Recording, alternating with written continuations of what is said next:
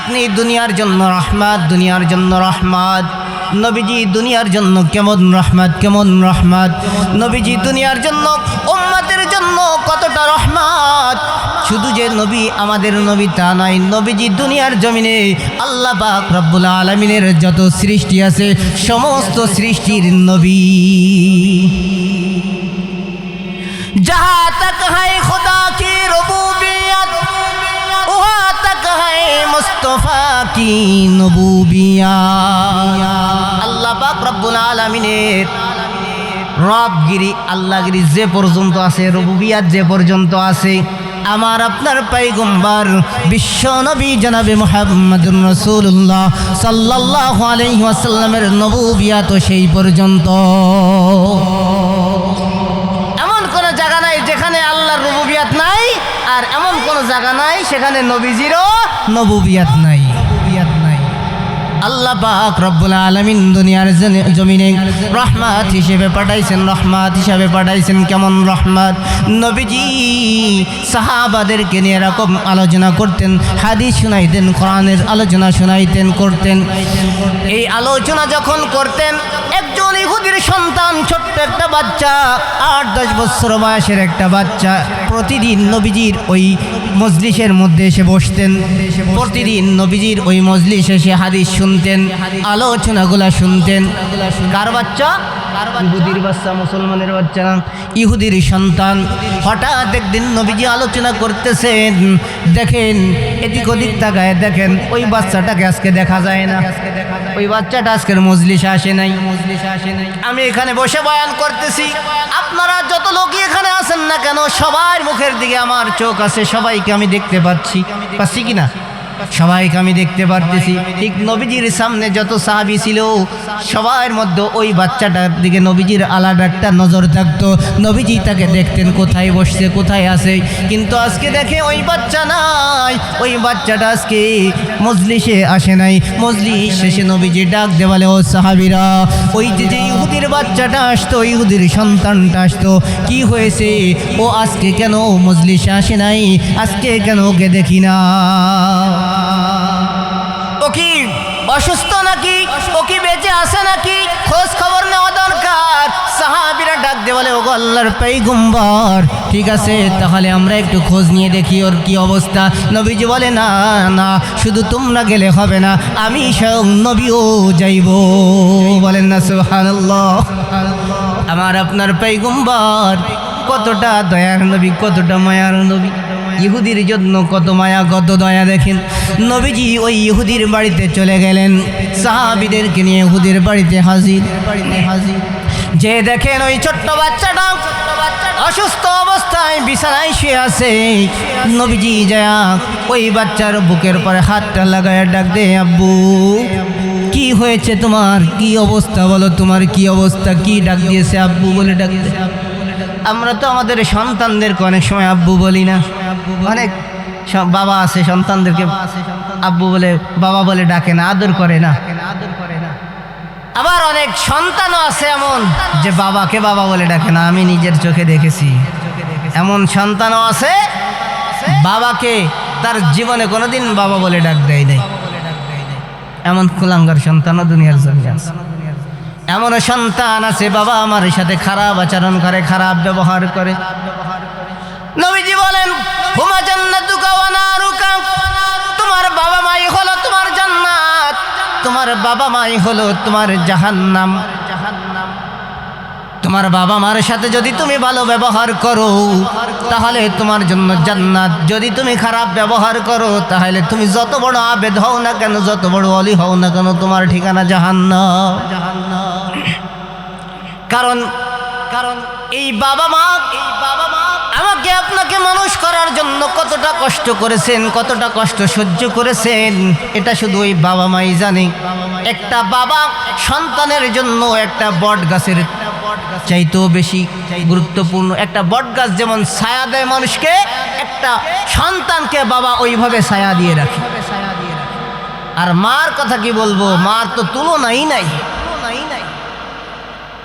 মা এমন এক জিনিস, এমন একটা জিনিস যা বোঝানো যায় না। নবীজির কাছে সাহাবীরা প্রশ্ন করলেন, ওগো আল্লাহর পয়গম্বর খেদমত করব কার? নবীজি বলেন তোমার মার। আবারও বলে ওগো আল্লাহর পয়গম্বর এরপরে কার? বলে তোমার মার। আবারও বলে ওগো আল্লাহর পয়গম্বর এরপরে কার? বলে তোমার মার।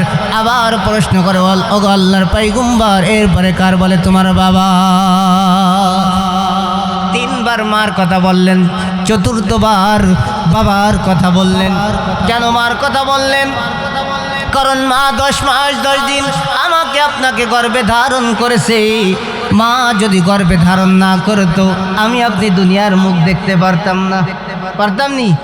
যদি বলেন যে পারতাম, তাইলে যেই সমস্ত মহিলারা প্রেম প্রীতি করি একটা বাধায় আনে 14ই ফেব্রুয়ারিতে আনে, পরের দিন আবার ফেলাই দিয়ে আসে, পরের মাসে যখন জানতে পারে যে কাম হয়ে গেছে পরের দিন যাই অবসন করে আসে, ওইগুলার জন্ম কোথায় হইলো বলে? ওগুলা দুনিয়ার মুখ দেখলো না কেন? অনেক সন্তান দুনিয়ার জমিনে আসার আগেই মৃত্যুবরণ করে।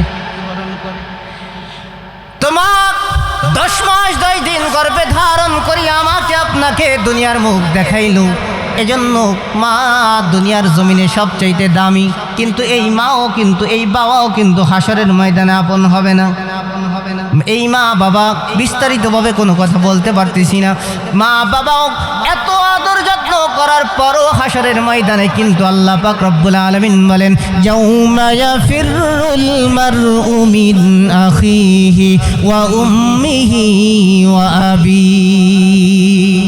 হাসরের ময়দানে ভাই ভাইয়ের পরিচয় দিবে না, মা সন্তানের পরিচয় দিবে না, বাবা সন্তানের পরিচয় দিবে না। হাসরের ময়দানে মা সন্তানের পরিচয় দিবে না, বাবা সন্তানের পরিচয় দিবে না, স্বামী স্ত্রীর পরিচয় দিবে না, স্ত্রী স্বামীর পরিচয় দিবে না, ভাই বোনের পরিচয় দিবে না, বোন ভাইয়ের পরিচয় দিবে না।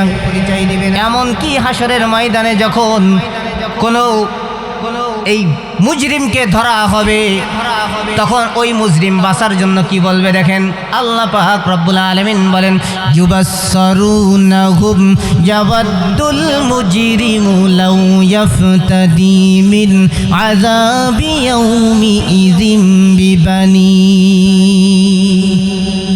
আজকে সন্তানের প্রতি এত মায়া এত মোহাব্বত, সন্তানের প্রতি বাবা মার কত মায়া মোহাব্বত, অথচ হাসরের ময়দানে যখন বাবা ধরা খেয়ে যাবে, মুজরিম হিসেবে ধরা খেয়ে যাবে, এই বাবা আল্লাহকে ডাক দিয়ে বলবে আল্লাহ আমাকে ছেড়ে দাও, বিনিময় আমার সন্তানগুলা নিয়ে নাও।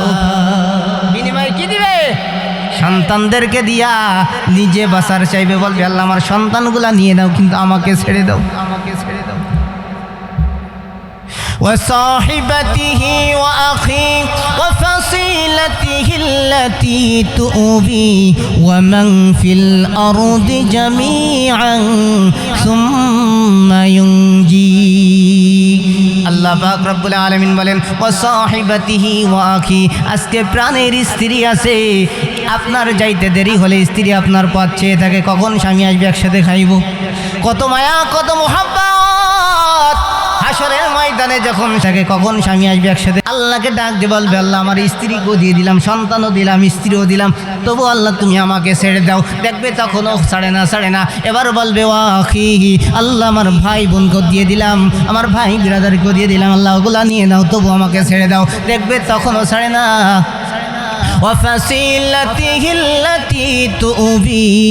আল্লাহ পাক রব্বুল আলামিন বলে এভাবে যারা তাকে মানুষ করেছিল, কোলে পিঠে করে লালন পালন করেছিল, সবগুলাকে দিয়ে দিবে আল্লাহ। সবাইকে দিয়ে দিলাম যারা আমারে লালন পালন করছে, মানুষ করছে, হিসাব মিলাই দেখ।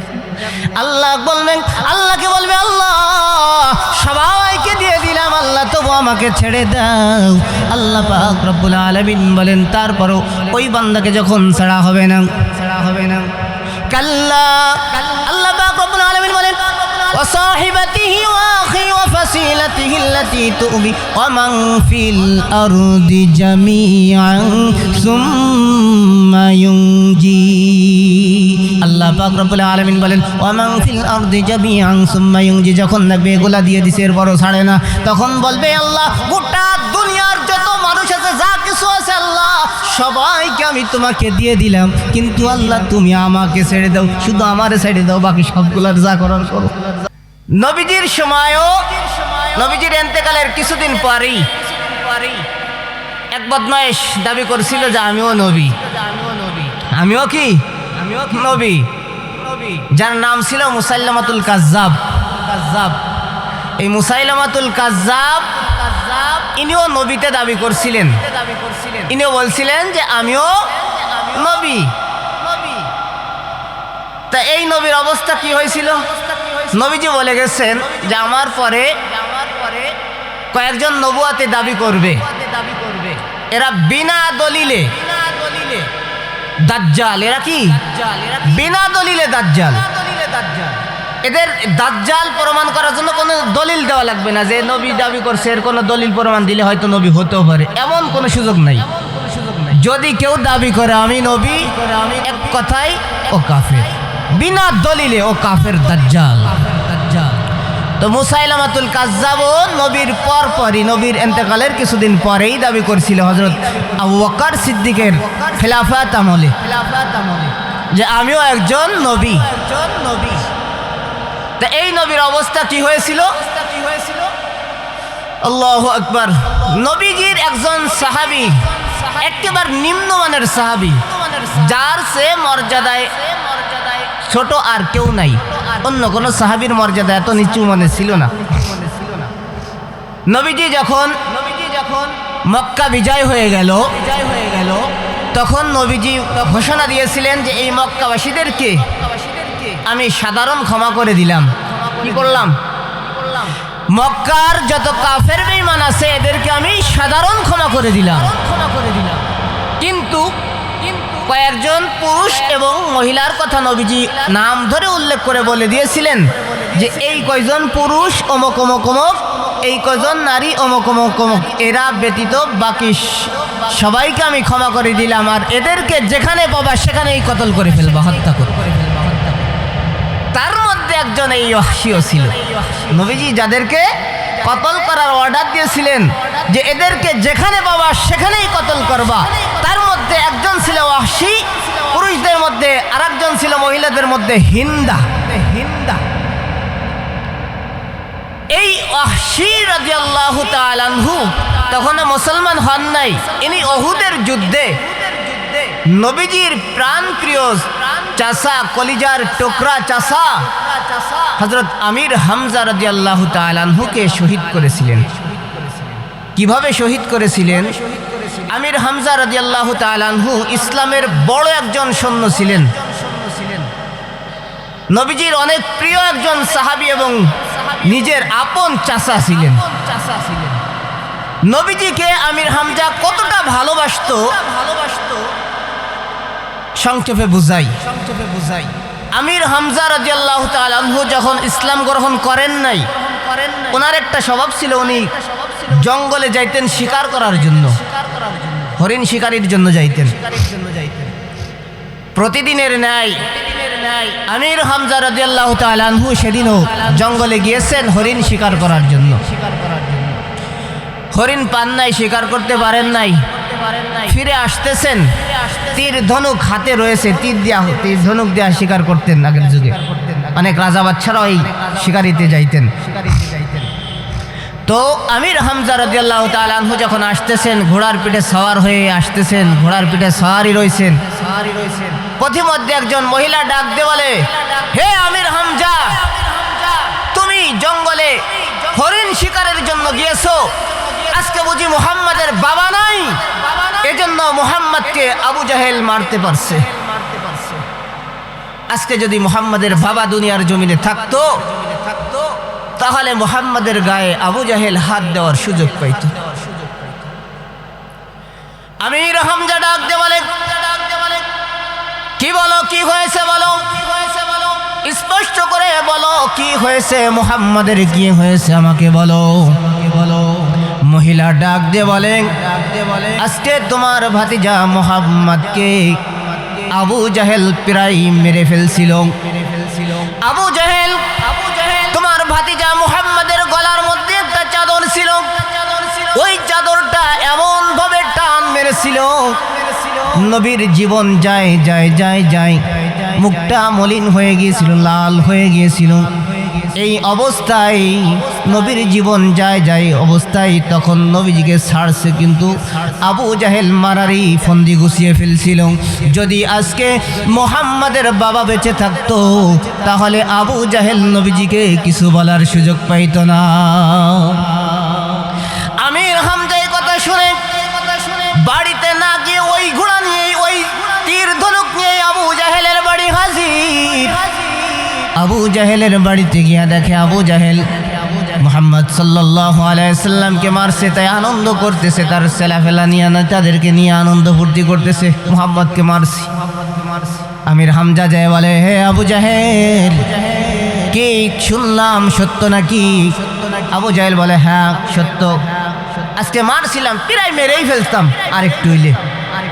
মানে অনেক আনন্দের সাথে বলতেছে, মনে করতেছে যে আমির হামজা মনে হয় শুনে খুশি হবে, তাই আনন্দের সাথে বলতেছে যে আজকে প্রায় দিছিলাম তোমার বাতিজারে, ও বাপ দাদার ধর্ম বাদ দিয়া কই থেকে কি ধর্ম একটা নিয়ে আসছে তার দাওয়াত দিতেছে, আজকে প্রায় শেষ করে দিছিলাম, নবীজিকে প্রায় শেষ করতেছিলাম। আমির হামজা বলে, তাই নাকি? বলে হ্যাঁ।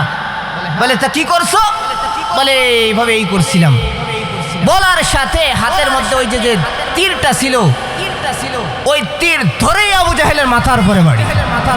বলে কি আজকে আমার ভাতিজা এতিম বলে মনে করছো ওর কেউ নাই, ওকে যা খুশি করবার কেউ কিছু বলবে না তাই মনে করছো? বলেই বাড়ি দেওয়ার সাথে আবু জাহেলের মাথা ফেটে রক্ত বের হওয়া শুরু হয়ে গেছে। আর আমির হামজার সামনে কথা বলবে উঁচু গলায় এমন ক্ষমতা এমন সাহস তৎকালীন যুগে মক্কার বুকে কারোর ছিল না। আমির হামজা মেরে চলে গেছেন নবীজির কাছে, যায় দেখে নবীজি বসে বসে কাঁদতেছেন, নবীজির চোখ বেয়ে বেয়ে পানি পড়তেছে, নবীজি কাঁদতেছেন।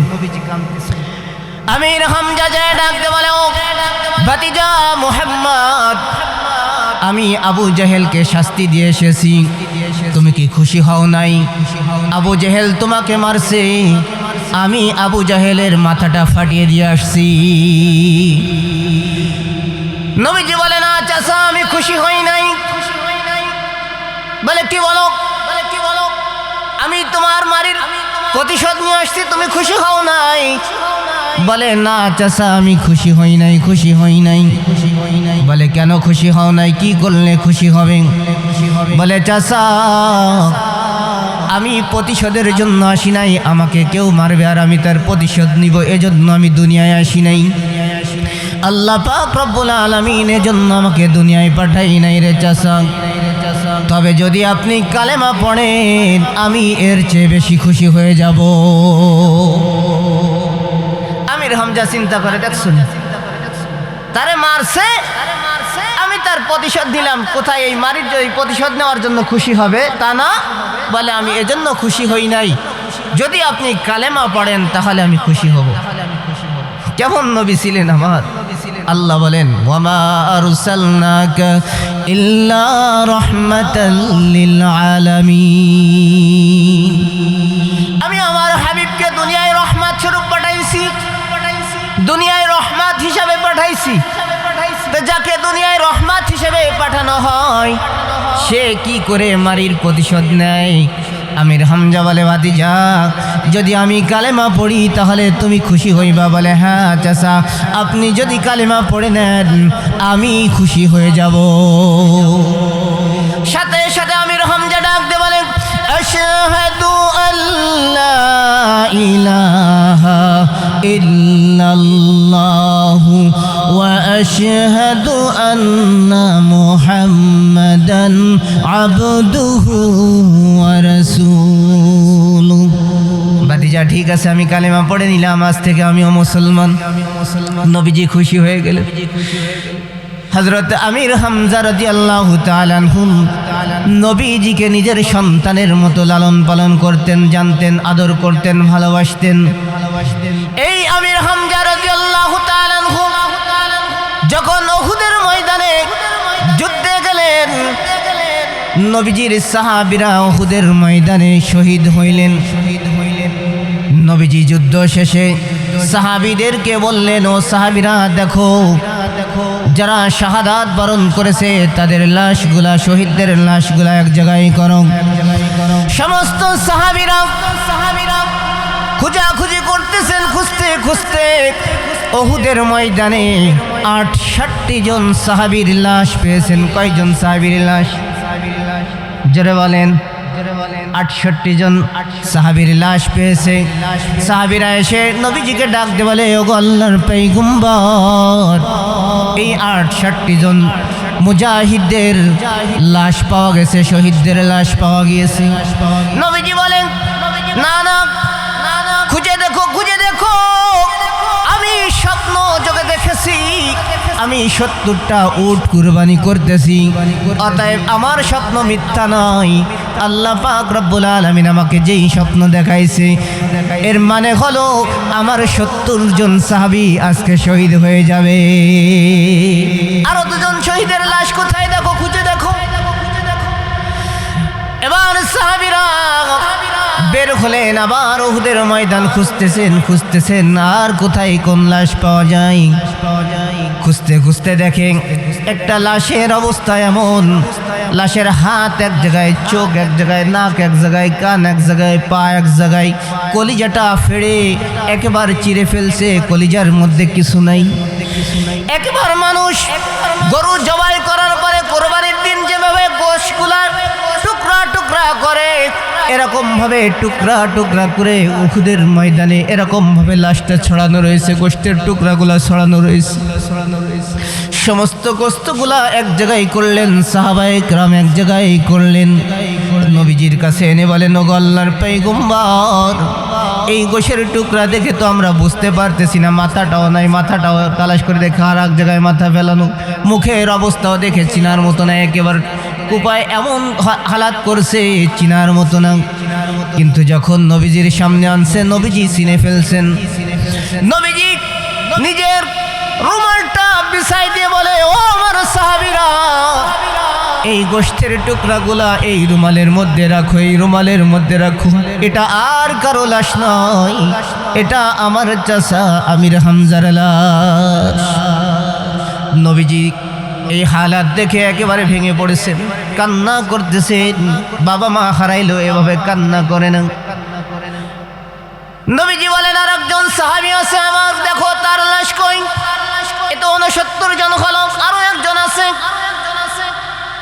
ইতিমধ্যে দেখে একজন মহিলা চিৎকার করতে করতে আসতেছে, ওগো আল্লাহর পয়গম্বর, আপনার সমস্ত সাহাবীদেরকে যারা শহীদ হয়েছে এদেরকে তো বিনা গোসলে আপনি দাফন করে দিবেন। বিনা শহীদদের লাশ গোসল দেওয়া হয় না। ওগো আল্লাহর পয়গম্বর, আপনি আপনার সমস্ত শহীদ সাহাবীদেরকে তো বিনা গোসলে দাফন করে দিবেন, কিন্তু আমার স্বামীর লাশটা গোসল দিয়া এরপরে দাফন দিবেন। বলে, তোমার স্বামীকে? বলে, আমার স্বামী হযরতে হানজালা রাদিয়াল্লাহু তাআলা আনহু। ওগো আল্লাহর পয়গম্বর, আপনি গতকাল মসজিদে নববীতে যার বিবাহ পড়াইছেন, আপনার প্রিয় সাহাবী হানজালা, আর আমি হলাম তার স্ত্রী। বলে, তাকে কেন গোসল দিতে হবে? বলে, ওগো আল্লাহর পয়গম্বর, যখন উহুদের ময়দানে ঘোষণা হয়ে গেছে আপনি আর দুনিয়ার জমিনে নাই, আপনাকে কাফেরেরা শহীদ করে দিয়েছে, এমন ঘোষণা যখন হয়েছে, আজকে আমার বাসর রাত্রি ছিল, বাসর রাত্রি ছিল আমার বিবাহের প্রথম রাত ছিল। আমার স্বামী আমার সাথে বাসর রাত্রে আমার সাথে মিলন করেছে। যখন গোসলের জন্য গিয়েছে, পানির মগটা হাতে নিয়েছে গোসলের জন্য, ইতিমধ্যে খবর পাই কে জানি ডাক দে বলে, উহুদের ময়দানে নবী নাই, উহুদের ময়দানে নবীজি শহীদ হয়ে গিয়েছে, নবী দুনিয়ার জমিনে আর নাই। হানজালা শোনার সাথে সাথে হাত থেকে মগটা পড়ে গিয়েছিল। ওগো আল্লাহর পয়গম্বর, আমাকে ডাক দে বলো, ওগো প্রাণের স্ত্রী আমার, তাড়াতাড়ি আমার তলোয়ারটা দাও। যেই জমিনে নবী নাই, ওই জমিনে আমি হানজালা কি করব? আমাকে উহুদের ময়দানে যেতে হবে, তাড়াতাড়ি তলোয়ারটা দাও। আমি বললাম, ওগো প্রাণের স্বামী আমার, আপনার উপর গোসল ফরজ হয়ে গিয়েছে, আপনি তাড়াতাড়ি গোসল করে নিন, আমি পানির ব্যবস্থা করে দিচ্ছি, আপনি তাড়াতাড়ি গোসল করে নিন। এরপরে আপনি যুদ্ধের ময়দানে যান, কারণ আপনি নাপাক। হানজালা ডাক দে বলো, গো প্রাণের বিবি আমার, আমি গোসল কার জন্য করব, কি জন্য গোসল করব? যেই জমিনে নবী নাই, আমি সেই জমিনে আমি হানজালা থেকেই বা কি করব? গোসল করার সময় নাই, তাড়াতাড়ি তলোয়ার দাও। যদি শহীদ হয়ে যাই, ওই জান্নাতের মধ্যে সাক্ষাৎ হবে। ওগো প্রাণের বিবি আমার, আমাকে বিদায় দিয়ে দাও। হানজালা স্ত্রী থেকে বিদায় নিয়ে চলে গেলেন উহুদের ময়দানে। যুদ্ধ করতে করতে এক পর্যায়ে নিজেও শাহাদাতের পেয়ালা পান করলেন, নিজেও শহীদ হয়ে গেলেন। হানজালার স্ত্রী বলে, ওগো আল্লাহর পয়গম্বর, তার উপর গোসল ফরজ ছিল, সে নাপাক, তাকে গোসল দিয়ে এরপরে দাফন দিবেন। নবীজি বলেন, ও সাহাবীরা দেখো আমার হানজালার লাশ কই, আমার হানজালাকে গোসল দাও। ইতিমধ্যে জিবরিল আমিন হাজির। জিবরিল আমিন এসে ডাকতে বলে, ওগো আল্লাহর পয়গম্বর, হানজালার গোসল দুনিয়ার কোনো পানি দেওয়া হবে না, হানজালার গোসল দুনিয়ার কোনো পানি দিয়ে দেওয়া লাগবে না রে আল্লাহ। ওগো আল্লাহর পয়গম্বর, আল্লাহ পাক রব্বুল আলামিন ফেরেশতাদের মাধ্যমে জান্নাতের পানি দিয়া হানজালার গোসলের ব্যবস্থা করে দিয়েছেন। বলেন সুবহানাল্লাহ। হানজালার গোসলের ব্যবস্থা কি দিয়া করছে? জান্নাতের পানি দিয়া, ফেরেশতাদেরকে দিয়া ওই আসমানে নিয়ে গোসল করাইছেন। দুনিয়ার জমিনে দুনিয়ার কোনো পানি দিয়া গোসল করার নাই। যখন জিবরিল আমিন নবীজিকে বলেন, দেখেন ফেরেশতারা হানজালার লাশ নিয়ে জমিনে আসতেছেন, নবীজি বলে, এই যে আমার হানজালার লাশ চলে আসছে, দুনিয়ার কোনো পানি দিয়ে আমার হানজালার গোসল হয় নাই, আল্লাহ পাক রব্বুল আলামিন জান্নাতের পানি দিয়ে আমার হানজালার গোসলের ব্যবস্থা করেছে। এবার সাহাবীরা পরীক্ষা করার জন্য, ইমান বিশ্বাস তো আছে, এরপরও স্বচক্ষে দেখার জন্য হানজালার লাশের কাছে গেছে। লাশের কাছে যাইয়া মুখের উপর থেকে কাপড়টা সরাইছে, দেখি জান্নাতের পানি দিয়া গোসল করানো সাহাবী। যখন মুখ থেকে কাপড়টা সরাইছে, দেখে হানজালার দাড়ি বেয়ে বেয়ে এখনো জান্নাতি পানি ফুটা ফুটা পড়তেছে। বলেন না সুবহানাল্লাহ। এই 70 জন সাহাবী উহুদের ময়দানে শহীদ হলেন। তো আমির হামজা রাদিয়াল্লাহু তাআলা আনহুকে এইভাবে শহীদ করলেন। কে করলেন? এই ওয়াহশী রাদিয়াল্লাহু তাআলা আনহু। তখন উনি মুসলমান না, উনি মুসলমান হয়েছেন অনেক পরে এসে। এই ওয়াহশীকে ভাড়া করা হয়েছিল যে তুমি আমির হামজাকে হত্যা করবে। হিন্দা নামের একজন মহিলা, আবু লাহাবের স্ত্রী, এই হিন্দা বলেছিল তুমি আমির হামজাকে শহীদ করে দিবে, আমির হামজার লাশ টুকরা টুকরা করবে। কারণ কেন কেন কেন? কারণ এই আমির হামজা বদরের যুদ্ধে একাই 100 জনকে জাহান্নামের নরকে পাঠিয়েছিল। 100 জন বেঈমানকে একাই 100 ছিল। এই আমির হামজার সামনে, একার সামনে 100 জন দাঁড়াইতে পারতো না।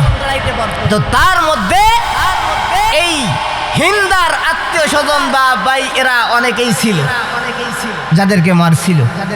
এজন্য রাগ প্রতিশোধ নিতে হবে। তো কিভাবে প্রতিশোধ নিবে? প্রতিশোধ এভাবেই নিয়েছিল। এই ওয়াহশীকে বলেছিল আমির হামজার লাশ টুকরা টুকরা করবে, আর ওর বুক চিরে কলিজাটা বের করে আমাকে দিবে, সেটা আমি চিবিয়ে চিবিয়ে খাইব। এই ওয়াহশী হযরত আমির হামজা রাদিয়াল্লাহু তাআলা আনহুকে যখন শহীদ করলেন, তার বুকটা ফেড়ে কলিজাটা বের করে ওয়াহশীর হাতে দিল, হিন্দার কাছে দিল। হিন্দা ওই কলিজা চিবিয়ে চিবিয়ে খাইল। নবীজি এজন্য এই কষ্ট সহ্য করতে না পেরে নবীজি মক্কা বিজয়ের পরে ঘোষণা দিয়ে দিলেন, ও আমার সাহাবীরা, সমস্ত মক্কাবাসীকে সাধারণ ক্ষমা করে দিলাম, কিন্তু এই ওয়াহশীকে যেখানেই পাবা সেখানেই কতল করে ফেলবা, হত্যা করে দিবা। ওই হিন্দাকে ইন্তেকাল হয়ে গেল। আবু বকর সিদ্দিক রাদিয়াল্লাহু তাআলা আনহুর খিলাফত আমল, আবু বকর সিদ্দিক রাদিয়াল্লাহু তাআলা আনহুর শাসন আমলে মুসাইলামাতুল কাজ্জাব নামে এক দাজ্জাল, সে দাবি করলো আমি নবী, আমি নবী, আমি নবী, আমাকে আল্লাহ নবুয়তি দিয়েছেন। আবু বকর সিদ্দিক রাদিয়াল্লাহু তাআলা আনহু যুদ্ধের ঘোষণা দিয়ে দিলেন। যেহেতু নবীর পরে নবী দাবি করছে, তো এর আর কোনো দলিল ছাড়া লাগবে না যে দোস্ত তুমি নবী দাবি করছো, তো তোমার কি দলিল আছে, এই দলিল দাও, দুই সিদ্ধা, এর কোনো সুযোগ নাই। নবী দাবি করছে, তো আবু বকর সিদ্দিক রাদিয়াল্লাহু তাআলা আনহু কি করলেন? যুদ্ধ ঘোষণা করে দিলেন। যুদ্ধ শুরু হয়ে গেল। এই ওয়াহশী রাদিয়াল্লাহু তাআলা আনহু আজকে সেই খঞ্জরটা বের করলেন। খঞ্জরটা বের করে তাহেবে আছে যে দেখি ওই শয়তানটা কোন জায়গায় আছে। দেখো ওই শয়তান যুদ্ধের ময়দানে নাও, ঘরে বসে হাওয়া খাইতেছে। ওয়াহশী রাদিয়াল্লাহু তাআলা আনহু একাই ঘরে ঢুকে গেলেন। ঢুকে গিয়ে ওই খঞ্জর দ্বারা ওই মুসাইলামাতুল কাজ্জাব নামের এই দাজ্জালটাকে জাহান্নামে পাঠিয়ে দিলেন। বলেন সুবহানাল্লাহ। আরো জোরে বলেন না সুবহানাল্লাহ। নবীর এত বড় একজন দুশমনকে মারলেন, ইসলামের এত বড় একজন দুশমনকে মারলেন। ওয়াহশী রাদিয়াল্লাহু তাআলা আনহু এই খঞ্জরটা হাতে নিয়ে আবার আল্লাহকে ডাকতে বলে, আল্লাহ খায়রুন নাস কতালা খায়রুন নাস কতালা শাররুন নাস কতালতু খায়রুন নাস। আল্লাহ এই খঞ্জর দ্বারা আমি সবচাইতে ভালো একজন মানুষ, ইসলামের ভালো একজন সিপাহ সালার সৈনিককে আমি মেরেছিলাম। কতালতু শাররুন নাস। আল্লাহ আমি আবার এই একই খঞ্জর দ্বারা ইসলামের সবচেয়ে বড় দুশমন এই মুসাইলামাতুল কাজ্জাবকে আমি জাহান্নামে পাঠিয়ে দিলাম। আল্লাহ তুমি আমাকে মাফ করো। এবার নিজে নিজে আবার বসে চিন্তা করতেছে আর কাঁদতেছে, আমি তোমার উপরে খুশি হয়ে গিয়েছি, আজ থেকে তুমি আমার রওজায় আসবে, কোনো বাধা নাই। এরপর থেকে ওয়াহশী রাদিয়াল্লাহু তাআলা আনহু নবীর রওজায় যান। তো বলতেছিলাম কি যে নবীর পরে নবী নাই, যেই নবী দাবি করবে সে কি বিনা দলিলে কাফের। এই মুসাইলামাতুল কাজ্জাব যেমন নবী দাবি করছে, তাকে জাহান্নামে পাঠাইছে। বর্তমান সময় যাকে নবী বলে ওই যে কিছু লোক মানে গোলাম আহমদ কাদিয়ানি, মির্জা গোলাম আহমদ কাদিয়ানি, এই শয়তানটা, এই দাজ্জালটাও যখন নবীতে দাবি করেছিল তখন আল্লাহর একজন খাস ওলি আতাউল্লাহ বুখারী রাহমাতুল্লাহি আলাইহি জীবিত ছিলেন। তখন ওর সাথে যা কিছু বোঝাপড়ার উনি করছেন। আর এই শয়তানটার মৃত্যু হয়েছে কোথায়? ওই যে এক চাচা সেই সময় জোশের সাথে বলে ফেলছিল বাথরুমের মধ্যে পড়ে মরছে। কোথায় মরছে? বাথরুমের মধ্যে। ইন্টারন্যাশনাল, আন্তর্জাতিক শান্তির জায়গা, শান্তির নাকি সবচাইতে শান্তির জায়গায় যে মৃত্যু হয়েছে। এর কিছু ছেলেফেলা বর্তমান সময়ও দাবি করে ওরা নাকি মুসলমান, আবার ওদের নবী নাকি এই মির্জা গোলাম আহমদ কাদিয়ানি। বলেন তো এই গড়ার ইমান আসেনি? ইমান আছে?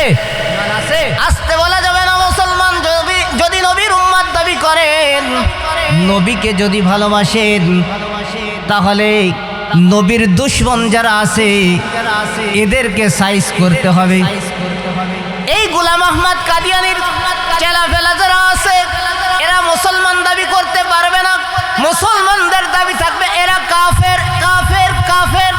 এরা মুসলমান হতে পারে না। নবীর দুশমন যারা এরা কখনো মুসলমান হতে পারে না। এদেরকে বিনা দলিলে কাফের ঘোষণা দিতে হবে। আর বাংলার সংসদেও আমরা চাই এদেরকে কাফের কাফের ঘোষণা দিয়া সংসদে একটা আইন থাকতে হবে। এরপর ওরা যা করে আমাদের কোনো সমস্যা নাই। মুসলমান দাবি করবে আবার আমার নবীকে নবী মানবে না, এটা তো হতে পারে না। কি একটা অবস্থা বর্তমান সময়। কিছুদিন আগে এক বাউল নামের ফাউল এই আল্লাহকে নিয়ে যা বলছে, হাই রে কি বলবো। যারা মিডিয়ায় দেখাশোনা করেন, ফেসবুক ইন্টারনেট চালান, হয়তো বা তারা দেখছেন আমরা মুসলমান, আমাদের রক্তে কোনো তেজ নাই মনে হয়। কি মুসলমান আমরা? এই বাউল নামের ফাউল এ বলে আল্লাহর মুখ আর ওই যে তলে আর একটা কি জানি ছিদ্র আছে না, এই দুইটা নাকি সমান। নাউজুবিল্লাহ। ভাই বলে কি আল্লাহর মুখ কোনটা আর ওইটা কোনটা বুঝতে পারি না। কেন বোঝে না উনি বলে যে আল্লাহ বলছে যে আমি সর্বপ্রথম নূর সৃষ্টি করছি, আমি সর্বপ্রথম আরো সৃষ্টি করছি, আমি সর্বপ্রথম এটা সৃষ্টি করছি, আমি সর্বপ্রথম আরো সৃষ্টি করছি। তো সব যদি সর্বপ্রথম সৃষ্টি করে এক মুখ দিয়ে কয়টা হয়? এটা হলো ওনার উক্তি যে এক মুখ দিয়ে আল্লাহ কয়টা বলবে যে আমি এই দিয়ে হত্যম করেছি, ওইটা হত্যম করেছি। আসলে কোনটা ওনার মুখ আর কোনটা ওই, এটা বুঝবো কেমনে? নাউজুবিল্লাহ। আল্লাহকে নিয়ে কত বড় গুচ্ছা।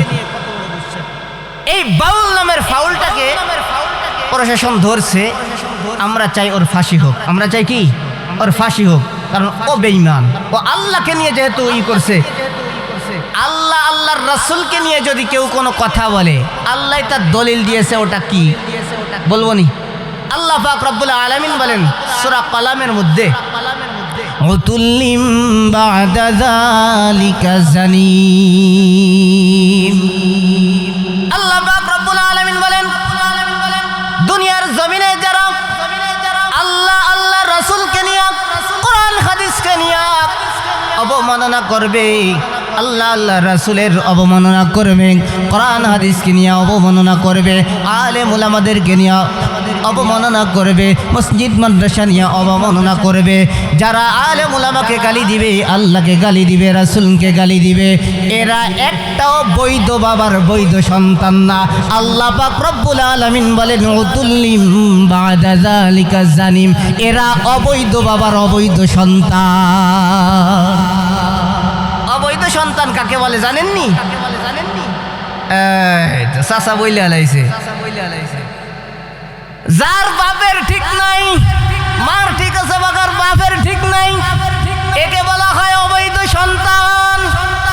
আর বর্তমান সময় কোনটা বৈধ আর কোনটা অবৈধ এটা খোঁজাও বড় কঠিন হয়ে যায়, কারণ প্রেম প্রীতির আলাপ যেভাবে চলে, কে যে কোন জায়গা থেকে কারে নিয়ে সেটা ভালো করে জানা যায় না। অনেক জায়গায় দেখি বিয়ে হইছে 6 মাস পরে না বাচ্চা কোলে, এটা কোন বাবার সন্তান? 6 মাসের আগে আইলো করতেন। একটা বাচ্চা পরিপূর্ণভাবে আসতে গেলে কমসে কম 6 মাস তো হওয়া লাগবে, এরপর 9 মাস 10 মাস থাকলো। একবার শরীয়তের বিধান হলো 6 মাসের বিয়ের 6 মাসের আগে যদি কেউ রিয়ে যায়, বাচ্চা হয়ে যায়, তাহলে ওইটা বিনা দলিলে জারত সন্তান।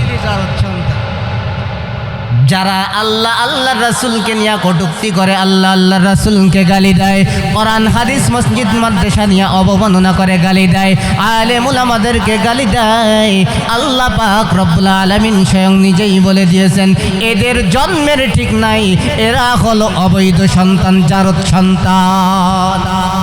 অতএব এই বাউল নামের ফাউল যেগুলা আছে, এগুলা আমরা বিনা দলিলে বলতে পারি সব কয়টা হারামজাদা, জাউরা। শুনতে যেমন শোনা যায়, করার কিছু নাই। এই বাউল নামের ফাউল আরো অনেক, এদের বক্তব্যগুলাই সব আল্লাহ আল্লাহ রাসূল নিয়ে বেশিরভাগ হয়। আমাদের কিছু মুরব্বীরা আছে, আবার দেখবেন এদের এই যাত্রা ফালাগুলো একটু শোনে বেশি। ওরা আবার কোরআনতে দলিল দিছে, হাদিসে দলিল দিছে, কোরআন হাদিসের দলিল দিছে, কোরআন হাদিসে আল্লাহ রাসূলের গালি দেওয়ার কথা আইছে। এই কালকে না পরশু দিনও দেখলাম আর এক ফাউল, এই বাউল নামের ফাউল, সে কয় কি এই নবীজির দাড়ি নিয়ে সেখানে কটূক্তি করছে, যে দাড়ি দড়িয়ে একটা দাড়িটি নবীজি বলছেন 70টা ফেরেশতা থাকে, তাহলে আমি দাড়ি রাখি না কে? যে এই 70টায় যদি একটা দাড়িটি ফেরেশতা থাকে, তাহলে মুখ ভরাই এত দাড়ি, কত হাজার ফেরেশতা আমার মুখে থাকবে, অত বারকিটা বই বেড়া। উক্তি হলো কি যে এই দাড়ি রাখো, এটা তার দাড়িতে যদি 70 জন ফেরেশতা থাকে, তাইলে আমার মুখে কত দাড়ি, এত দাড়ি আমি রাখলে এত ফেরেশতা ওই দাড়ি নিয়ে টানাটানি করবে, আমার এত বার সহ্য করতে আমি পারবো না, তাই দাড়ি রাখি। বুঝছেননি কোন ফরজাল লোকের? আল্লাহ পাক রব্বুল আলামিন বলেছেন বিনা দলিলে এগুলা জারত সন্তান, এদের বাবার জন্মের ঠিক না, এরা অবৈধ বাবার অবৈধ সন্তান। ইমামে আজম হযরত আবু হানিফা রাহমাতুল্লাহি আলাইহি হাদিসের দর্স দিচ্ছেন, কয়েকজন যুবক পোলাপান সেখানে বল খেলতেছেন। কি খেলতেছেন? বল খেলতেছেন। ইতিমধ্যে বল বাড়ি লেগে ওই হাদিসের দর্সের মধ্যে গিয়া পড়ছে, হাদিসের দর্সের মধ্যে পড়ছে। জারত সন্তান কি একটা বুঝার একটা টেকনিক বলে যাচ্ছি, এখান থেকে দলিল দিয়ে যাচ্ছে আর কি, যে বুঝবেন কি করে এটা জারত সন্তান। তো ইমামে আজম আবু হানিফা রাহমাতুল্লাহি আলাইহি হাদিসের দর্সের মধ্যে যখন ওই বলটা গিয়েছে এবার সমস্ত যুবকরা চিন্তা করছে রে বল তো গেছে গেছে, এ বল আর আনা সম্ভব না, এ বল আর আনা যাবে না। কে যাইবে হুজুরের সামনে, কে যাই চাইবে? হাদিসের দর্শের মধ্যে বল ফেলাইছি, কেউ সাহস হচ্ছে না যাইতে। ওর মধ্যে থেকে হঠাৎ এক যুবক ডাক দিয়ে বলে, আরে বল গেছে তো কি, আমি হুজুর বল দেন, হুজুর বলে বল দিয়ে দাও, সাতটাকে বলতেছে দাও, ওর বল দিয়ে দাও। যখন বলটা নিয়ে হাঁটা দিয়েছেন ইমামে আজম আবু হানিফা রহমাতুল্লাহ আলাইহি ছাত্রদেরকে ডাকতে বলে, ও ছাত্ররা দেখো দেখো, এর বাবার ঠিক নাই, এটা হলো অবৈধ সন্তান, জারদ সন্তান। এটা কি সন্তান? জারদ সন্তান। যে কটা বৈধ সন্তান ও কটা আসার সাহস পাই নাই এখানে। ওকাটার দিলে ভয় আছে যে হাদিসের দর্শের মধ্যে গেছে, ওখানে আমি কিভাবে যাব হুজুরের সামনে, কি বলবো যাই, কিভাবে মুখ দেখাইবো যাইয়া যে আমরা এখানে এই খেলা করতে যে আমরা এইভাবেই দিয়ে দিছি। এই জন্য ওগুলা বৈধ সন্তান বলা, ওগুলা আসার সাহস পায় না। এটা অবৈধ দেখা ওর কাছে কোনো লাজ শরম কিছু নাই, তাই ও চলে আসছে এখানে। এজন্য দেখবেন যারাই আল্লাহ আল্লাহ রাসূলকে নিয়া, আলেম ওলামাকে নিয়া, মসজিদ মাদ্রাসা নিয়া যাদেরই সুলকানি চাটবে, বুঝবেন যে এটার জন্মের ভেজাল আছে।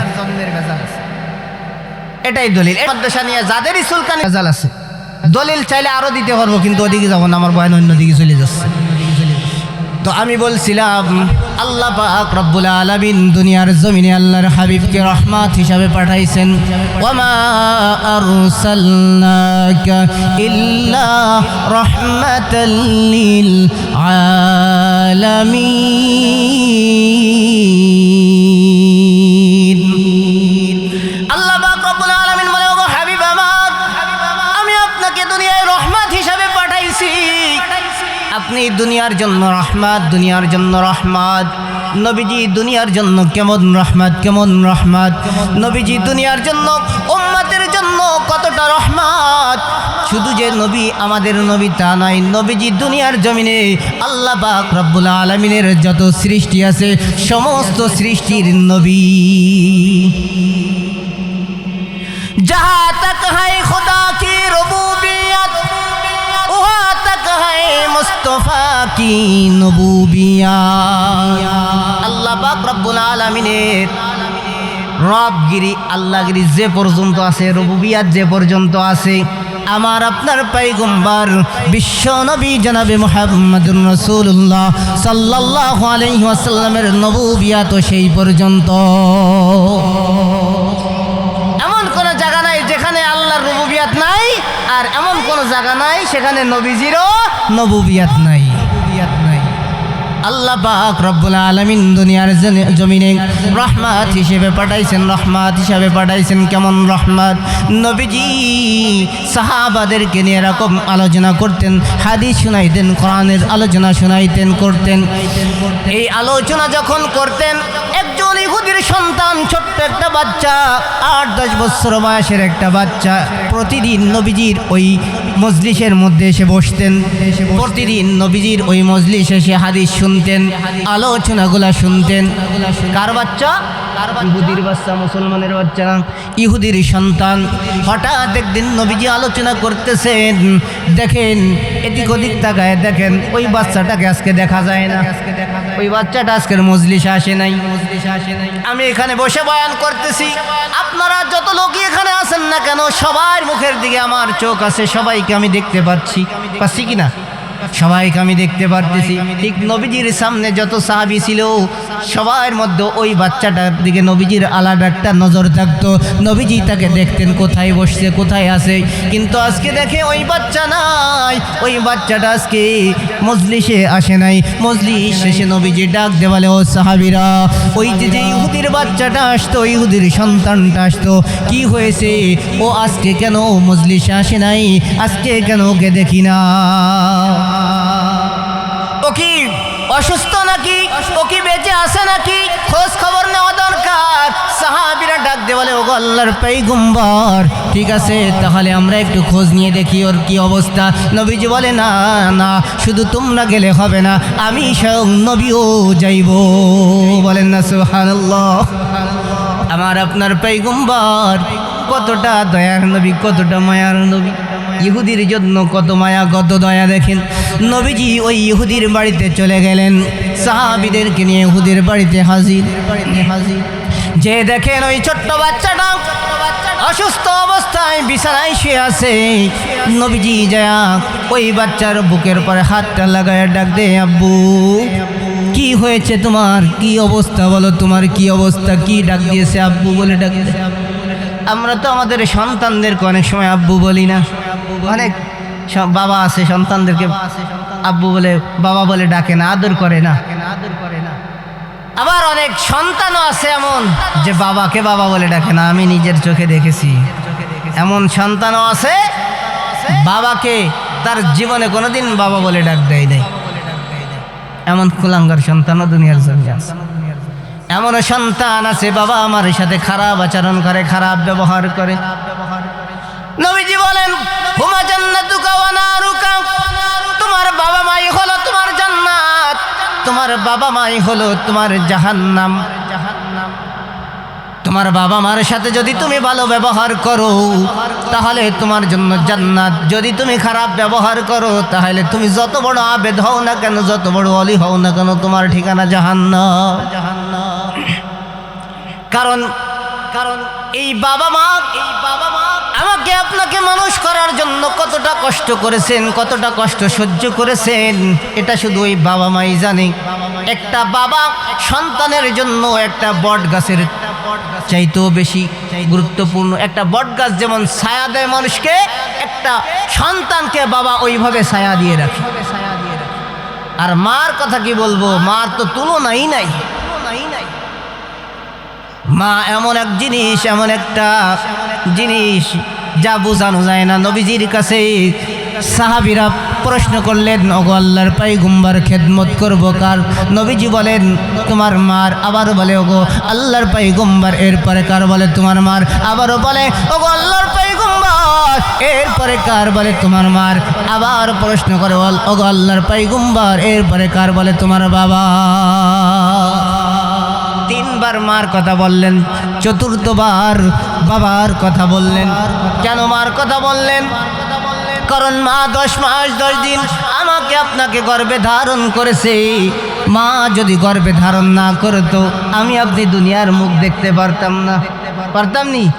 যদি বলেন যে পারতাম, তাইলে যেই সমস্ত মহিলারা প্রেম প্রীতি করি একটা বাধায় আনে, 14 ফেব্রুয়ারিতে আনে, পরের দিন আবার ফেলাই দিয়ে আসে, পরের মাসে যখন জানতে পারে যে কাম হয়ে গেছে পরের দিন যাই অবসান করে আসে, ওইগুলার জন্ম কোথায় হইল বলে? ওগুলা দুনিয়ার মুখ দেখলো না কেন? অনেক সন্তান দুনিয়ার জমিনে আসার আগেই মৃত্যুবরণ করে। তোমার 10 মাস 10 দিন গর্ভে ধারণ করি আমাকে আপনাকে দুনিয়ার মুখ দেখাইল। এজন্য মা দুনিয়ার জমিনে সবচাইতে দামি। কিন্তু এই মাও, কিন্তু এই বাবাও কিন্তু হাসরের ময়দানে আপন হবে না। এই মা বাবা বিস্তারিতভাবে কোনো কথা বলতে পারতেছি না।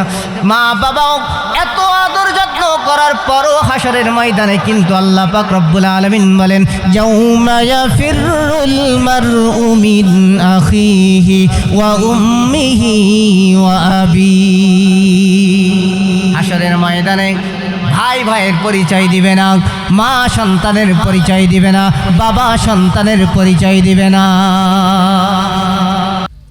হাসরের ময়দানে মা সন্তানের পরিচয় দিবে না, বাবা সন্তানের পরিচয় দিবে না, স্বামী স্ত্রীর পরিচয় দিবে না, স্ত্রী স্বামীর পরিচয় দিবে না, ভাই বোনের পরিচয় দিবে না, বোন ভাইয়ের পরিচয় দিবে না।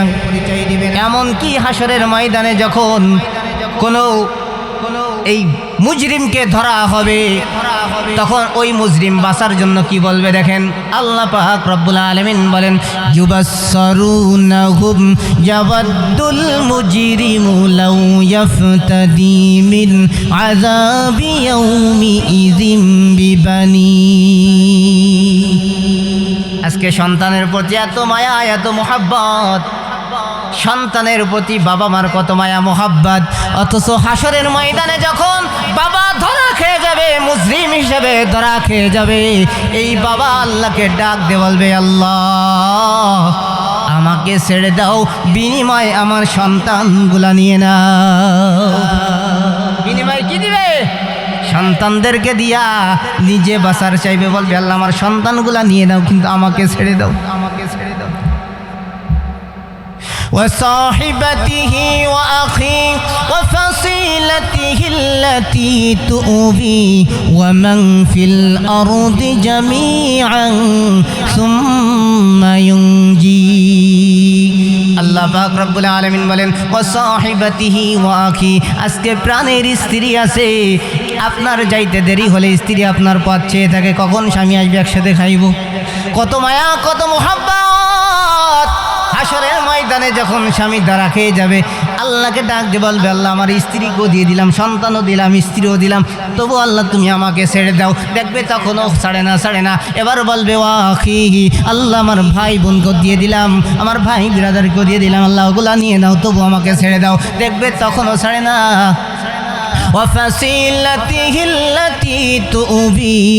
আল্লাহ পাক রব্বুল আলামিন বলে এভাবে যারা তাকে মানুষ করেছিল, কোলে পিঠে করে লালন পালন করেছিল, সবগুলাকে দিয়ে দিবে আল্লাহ, সবাইকে দিয়ে দিলাম যারা আমারে লালন পালন করছে, মানুষ করছে। হিসাব মিলাই দেখ, আল্লাহ বলবেন, আল্লাহকে বলবে আল্লাহ সবাইকে দিয়ে দিলাম আল্লাহ, তবু আমাকে ছেড়ে দাও।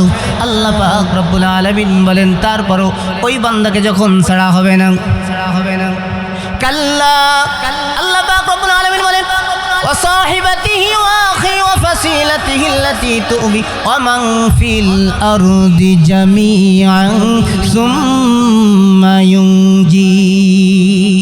আল্লাহ পাক রব্বুল আলামিন বলেন ওয়ামান ফিল আরদি জামিআন সুম্মা ইউনজি, যখন দেখবে এগুলা দিয়ে দিছে এরপরও ছাড়ে না, তখন বলবে আল্লাহ গোটা দুনিয়ার যত মানুষ আছে, যা কিছু আছে আল্লাহ সবাইকে আমি তোমাকে দিয়ে দিলাম, কিন্তু আল্লাহ তুমি আমাকে ছেড়ে দাও, শুধু আমারে ছেড়ে দাও, বাকি সবগুলার যা করার করো।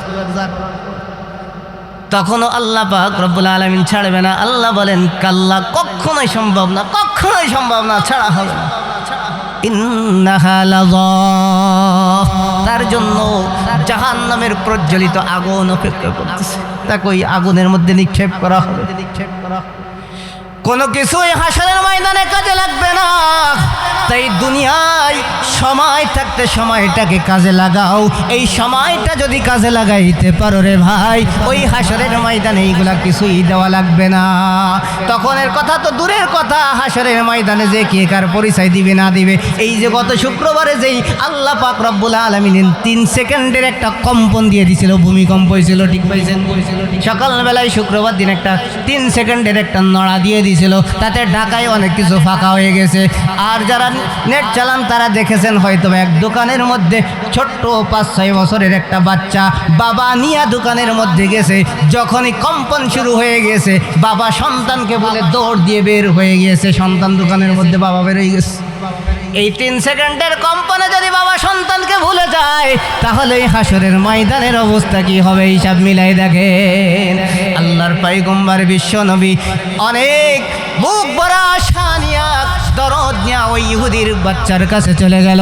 বুকের বাবা দূরে দাঁড়ায় দাঁড়ায় চোখের পানি ফেলে, হায় রে কেমন মানুষ, এ কেমন মানুষ, আমি একজন ইহুদি, এরপরও আমার বাড়িতে আমার সন্তানকে দেখার জন্য চলে আসছে।